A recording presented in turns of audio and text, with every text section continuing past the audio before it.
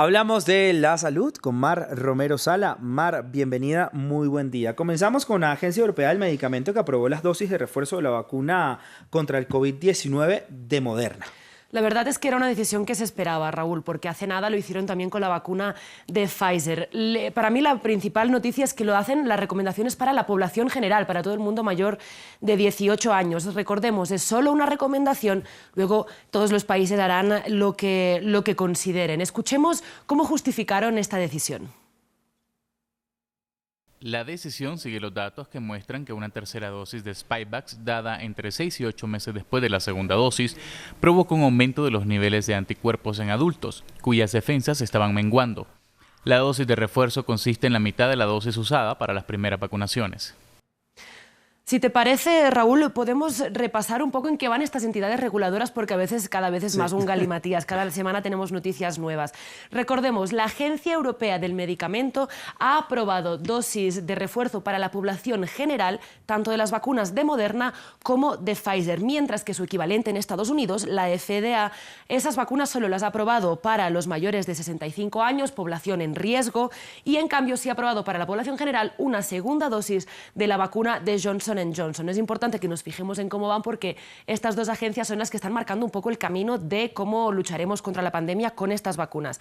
Y todo esto mientras siguen las dudas alrededor de si efectivamente son necesarias estas dosis de refuerzo. Efectivamente, se muestran los datos que tenemos que hay un aumento de los niveles de anticuerpos, especialmente en la gente mayor que los ha ido perdiendo después de meses de ser vacunados. Pero la duda sobre todo es en si es necesario en este momento de la pandemia. Recordemos que las vacunas siguen protegiendo, según los datos que tenemos, contra el COVID grave, contra las hospitalizaciones, contra las muertes, que en Estados Unidos, por ejemplo, el 40% de la población no está vacunada todavía, entonces eso debería ser prioritario, que en Europa alrededor del 30% en la mayoría de países tampoco está vacunada la población.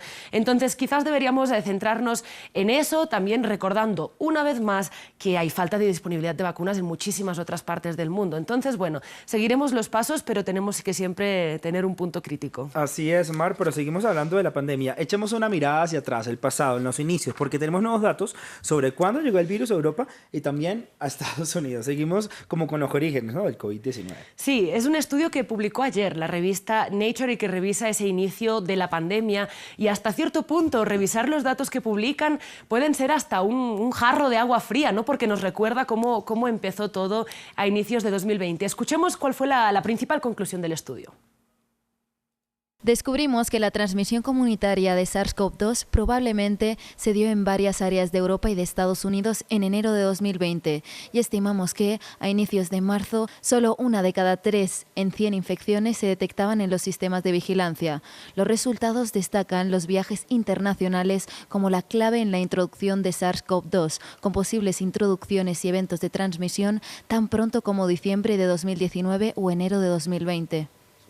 Estos datos que está dando la revista Nature también los reflejaron en unos gráficos. Aquí les hemos copiado de pronto el principal gráfico que sacan y vemos que el inicio en Europa, el primer país que empezó con la pandemia es este país de aquí, arriba de todo, es Italia. Y eso cuando en Europa en verdad se considera que el primer caso detectado fue en Francia el 24 de enero. Para esas fechas, según este modelo publicado por la revista Nature, ya había transmisión comunitaria tanto en Francia como en Italia. Transmisión comunitaria se considera que son 10 casos, 10 contagios de COVID-19 locales, no importados. En Estados Unidos pasa un poco lo mismo. El primer caso que se detectó fue el 21 de enero y también considera que ya 2 días antes, el 19 de enero, ya había más de 10 personas contagiadas de COVID en ese momento. ¿Qué conclusiones extraemos de aquí también para evitar un poco ese jarro de agua fría, ¿no? Como qué podemos extraer para prepararnos mejor para el futuro? Primero, es que esa vigilancia sobre los primeros casos se hizo solo en individuos sintomáticos que tenían historial de viajes a China, por ejemplo, ¿no? No habían pruebas, no se detectaron el 97% de los casos de esas etapas tempranas de la pandemia y eso pues nos habla de que si esas restricciones, si hubiéramos tenido esos datos, quizás las restricciones se hubieran podido implementar antes y hubiéramos evitado una explosión de casos como las que vimos en países como España o como Italia. En cualquier caso sirve para prepararnos para futuras pandemias que espero que sigan siendo lejanas. Y vamos a prepararnos para la gripe, ¿no? Creo que ya tú y yo estamos saliendo de esta gripe, además en el invierno en Bogotá, que está fortísimo, lloviendo todos los días, impresionante, granizo. ¿Qué se prevé para este año con respecto a la gripe, Mar? Pues como tú bien decías, se acerca el invierno, aquí en Colombia es un poco distinto, pero en el hemisferio norte eso significa la llegada de la Navidad, pero también la llegada de la gripe estacional. Y estamos un poco en alerta porque venimos de 2 años en los que la transmisión de la gripe también se ha restringido gracias un poco a las restricciones por la pandemia de COVID-19. Además, entonces eso hace que tengamos mucha menos inmunidad adquirida y se teme que esta gripe estacional en el hemisferio norte pueda ser un poco más virulenta. Pero bueno, ¿qué podemos hacer antes que eso? Podemos revisar qué pasó en el hemisferio sur, que acaba de salir del invierno.